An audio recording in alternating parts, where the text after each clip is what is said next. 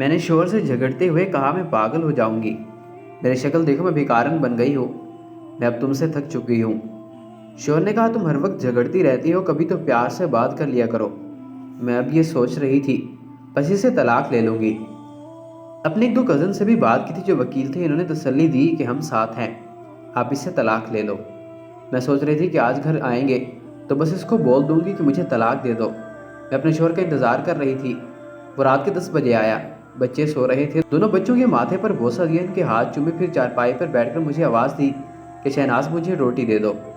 मैं करवट बदले लेटी रही।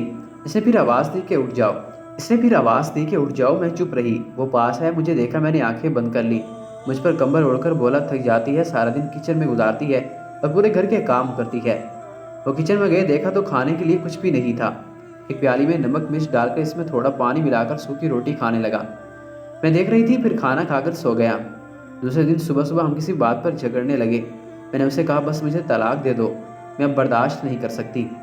वो तलाक का नाम सुनते ही चुप हो गया। जल्दी से उठा, फिर बाइक ली और बाहर जाने लगा।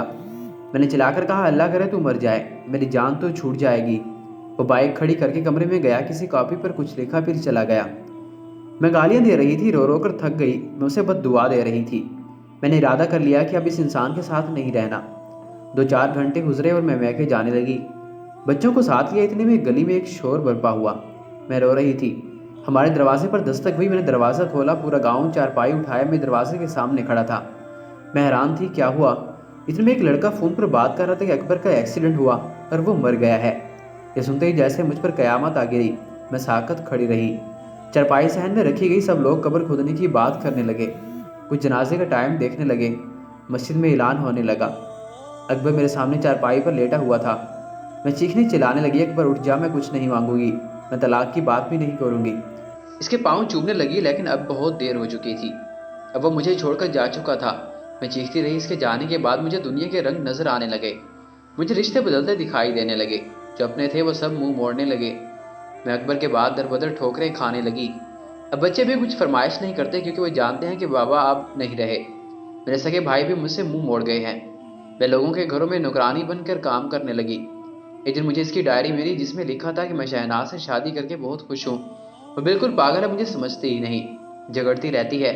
देखो, आज इसने मुझे खाना नहीं दिया। वो कहती है महंगा मोबाइल ला कर दो, उसे कैसे बताऊँ, नहीं ला सकता। आज मेरे बच्चों को मेरे भाई ने गाली दी। मैं बहुत रोया हूँ। मेरे बच्चे मेरी जान है, अल्लाह ने चाहा हमारे हालात बदल जाएंगे। फिर शहनाज को दुनिया की हर खुशी दूंगा। आज मेरी कमर में ईंट लगी है, जख्म बहुत गहरा है। शहनाज को नहीं बताऊंगा, परेशान हो जाएगी। कह रही है तलाक दो, मैं इसके बगैर मर जाऊंगा। अभी गुस्से में है, ठीक हो जाएगी। मैं डायरी को सीने से लगाकर चीख चीख कर रोने लगी। हमसफ़र तो हमसफ़र होता है। वो जैसा भी था मेरा साया था, मेरी ढाल था। मर्द से बराबर के हकूक मांगने से पहले इन औरतों को चाहिए वो पहले मर्द को अपने बराबर के हकूक दें। शोहर को राज़ी करना और खुश करना बड़ी इबादत है। हर शोहर को नाखुश और नाराज़ करना बहुत बड़ा गुनाह है। शोहर में लाख ऐब हों, लेकिन घर की मजबूत चौखट शोहर ही है। बेवकूफ़ औरत अपने ख़ानदान को अपना गुलाम बनाती है और ख़ुद गुलाम की बीवी बन जाती है, जबकि अक्लमंद औरत अपने ख़ानदान को बादशाह बनाती है और ख़ुद को बादशाह की मलका बन जाती है। मियाँ बीवी एक दूसरे को नीचा दिखाने की बजाय एक दूसरे को बुलंद करें और ज़िंदगी को खूबसूरत बनाएं।